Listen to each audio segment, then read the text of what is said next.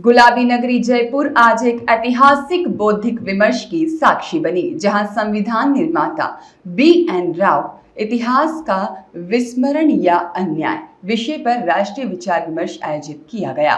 इस महत्वपूर्ण आयोजन में देश के प्रखर वक्ता, राष्ट्र चिंतक एवं सांभवी पीठाधीश्वर स्वामी आनंद स्वरूप जी महाराज ने संविधान, राष्ट्रवाद और सामाजिक न्याय जैसे मूलभूत विषयों पर विस्तार से विचार प्रस्तुत किए।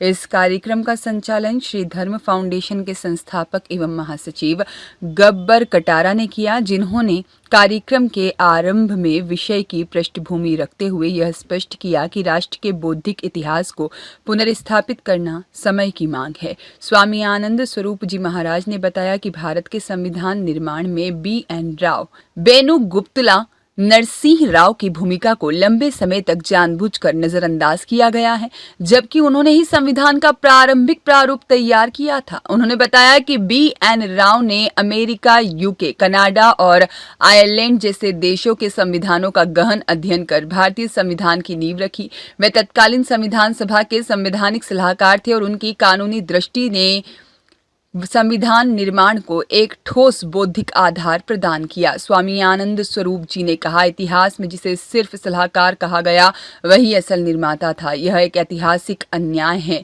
कि B.N. राव जैसे युग पुरुष का नाम आम जनमानस से लगभग लुप्त कर दिया गया है। अब समय आ गया है कि हम अपने वास्तविक संविधान निर्माता को पहचानें और उन्हें यथोचित सम्मान दें।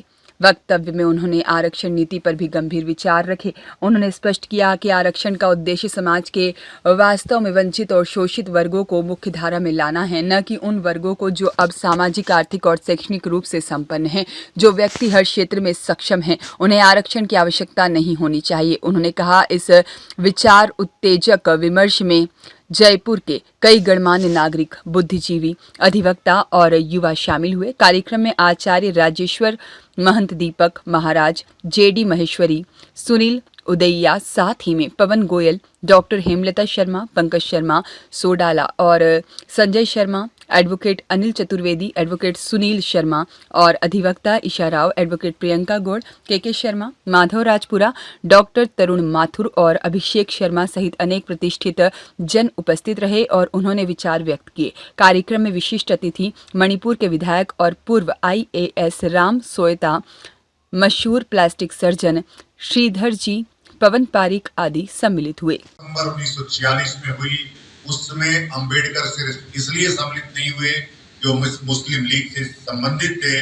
मुस्लिम लीग ने इसका बहिष्कार किया था, इसलिए अंबेडकर ने भी संविधान सभा का बहिष्कार किया। ये मैं बातें कोई बनावटी नहीं कह रहा हूं। कई लोग कहते हैं मनवादी लोग हैं, अंबेडकर को नीचा दिखाना चाहते हैं, और ये ऐसे सेमिनार कोई किसी को नीचा दिखाने के लिए नहीं है। अंबेडकर का जो योगदान दलितों के लिए, दलितों में भी केवल चमार, महार और जाटों के लिए हो तो कहना ही पड़ेगा।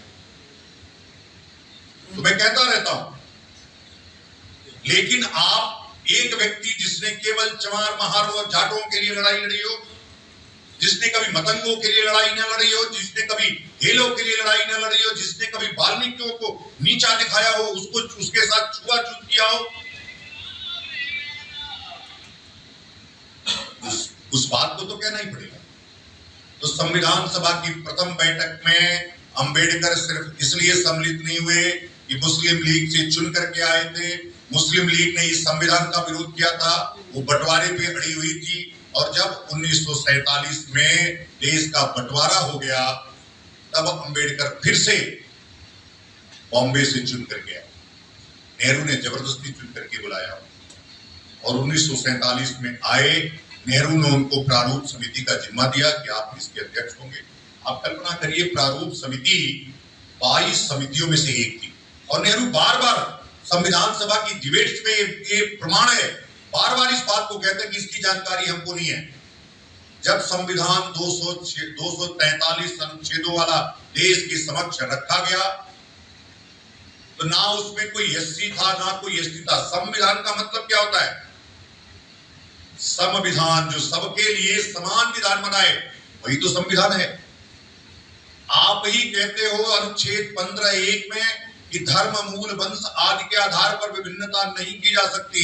और आरक्षण जब जोड़ा गया उसके पहले चंपकम दुर्रई राजन, जो पहला वो था संविधान संशोधन था इस देश का, चंपकई दुर्रई राजन एक लड़की थी जिसने मेडिकल कॉलेज में अप्लाई किया था और उस समय पेरियार के नेतृत्व में मद्रास की सत्ता थी और पेरियार ने व्यवस्था किया था कि ब्राह्मणों के लिए केवल 4 सीट रहेगी आरक्षित, बाकी सबके लिए नहीं रहेगी।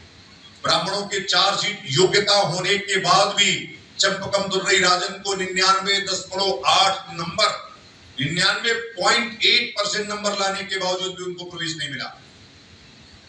सुप्रीम कोर्ट चली गई।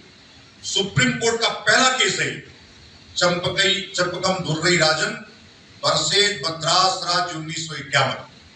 ब्यूरो रिपोर्ट देश 24 एक्सप्रेस।